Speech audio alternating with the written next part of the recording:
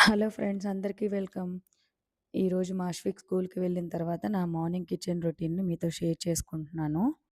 ఈరోజు లంచ్‌లోకి నేను ములక్కాడ టమాటా అండ్ అలానే బెండకాయ ఫ్రై చేస్తున్నాను. ఇక్కడ నేను 2 కర్రీస్‌కి ఒకేసారి కట్ చేసుకొని పెట్టుకుంటున్నాను. సో, ఇలా చేయడం వల్ల ఏంటంటే నాకు వర్క్ అంటే పని త్వరగా అయిపోతుంది. ఇంక నాకు కటింగ్ బోర్డ్‌తో కూడా పనుండదు. ఇక్కడ నేను ములక్కాడ టమాటాకి అండ్ అలానే బెండకాయ ఫ్రైకి రెండిటికి కలిపి ఆనియన్స్ అండ్ పచ్చిమిర్చి కట్ చేసుకుంటున్నాను. మనం ఒక కర్రీ చేసినా, లేదా 2 కర్రీలు చేసినా, లేదా 10 కర్రీలు చేసినా, మనం కటింగ్ ప్రాసెస్‌ని ముందే కంప్లీట్ చేసుకొని పెట్టుకోవడం వల్ల ఏమవుతుందంటే వంట చాలా ఫాస్ట్‌గా అయిపోతుంది. అండ్ అలానే మనం 2 కర్రీలని 2 పొయ్యిల మీద ఏసుకొని ఇంటి పని కూడా ఫాస్ట్‌గా చేసుకోవచ్చు. ప్యారలల్‌గా అయిపోతాయన్నమాట. ఇవాళ లంచ్‌లోకి నేను ములక్కాడ టమాటా కర్రీ చేస్తున్నానని చెప్పాను గదా! సో, నాకు ములక్కాడ టమాటా కర్రీ నాకు 3, 4 వెరైటీస్ వచ్చు. సో, అందులో ఏంటంటే నాకు ములక్కాడ టమాటా ఓన్లీ ఉప్పు, కారం, పసుపు, అల్లం వెల్లుల్లి పేస్ట్ వేసి ఒక కర్రీ చేస్తాను.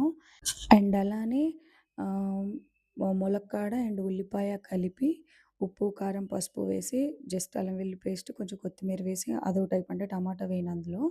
ఓన్లీ ఆనియన్ అండ్ ములక్కాడ అది కూడా టేస్ట్ బావుంటుంది.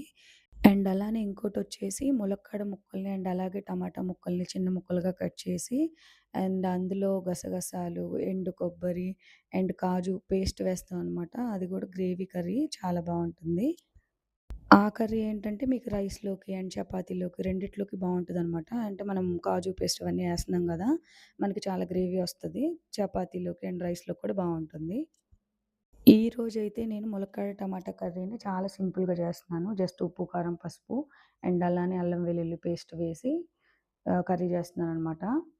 ఇప్పుడు నేను బెండకాయ ఫ్రైకి కట్ చేసుకుంటున్నాను. సో, ఇక్కడ బీహెచ్‌ఎల్‌లో బుధవారం మార్కెట్ పెడతారు. అందులో నేను ఒక కిలో బెండకాయలు తెచ్చుకున్నాను. అందులో ఒక హాఫ్ కిలో ఫ్రై చేసేసాను. అండ్ అలానే కొన్ని ముక్కలేంటంటే ఇట్లా మిడిల్‌గా అంటే మీడియం సైజ్ ముక్కలు కట్ చేసుకొని పులుసు చేసుకుందాం అని పక్కన పెట్టుకున్నాను. కాకపోతే ఏమైందంటే అంటే శివ ఇవాళ ఫ్రై చేయమని అడిగారు. అందుకని చెప్పేసి వాటిని చిన్న ముక్కలుగా కట్ చేశాననమాట. 2 కర్రీస్ చేయడానికి కటింగ్ అయితే అయిపోయిందనమాట. ఇప్పుడు నేను కుకింగ్ స్టార్ట్ చేస్తున్నాను. కుకింగ్ చేస్తూనే నేను ఇంటి పనులు కూడా ప్యారలల్‌గా చేసుకుంటాను. సో, ఇలా చేసుకోవడం వల్ల ఏంటంటే నాకు అశ్వి వచ్చే టైంకి ఇంటి పనులు అండ్ అలానే వంట అవన్నీ కంప్లీట్ అయిపోతాయి. అండ్ అశ్వి వచ్చాడంటే మాత్రం నాకు ఒక్క నిమిషం కూడా ఖాళీ ఉండదు. వాడిని మళ్ళీ చూసుకోవడం, వాడిని రెడీ చేయడం, వాడికి తినిపించుకోవడం అండ్ అలానే వాడిని పడుకోబెట్టడం సరిపోతుందనమాట.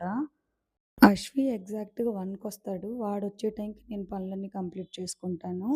అండ్ ఇంటికి రాగానే వాళ్ళ స్కూల్‌లో జరిగినయన్నీ చెప్తాడు. అండ్ అలానే కంప్లెయింట్స్ కూడా ఇస్తాడు వాళ్ళ మేడమ్స్ గురించి. కర్రీస్ చేస్తూనే రైస్ కుక్కర్‌లో కూడా బియ్యం కడిగి పెట్టేసాను. సో, స్విచ్ ఆన్ చేశాననమాట. రైస్ కూడా కంప్లీట్ అయిపోతుంది.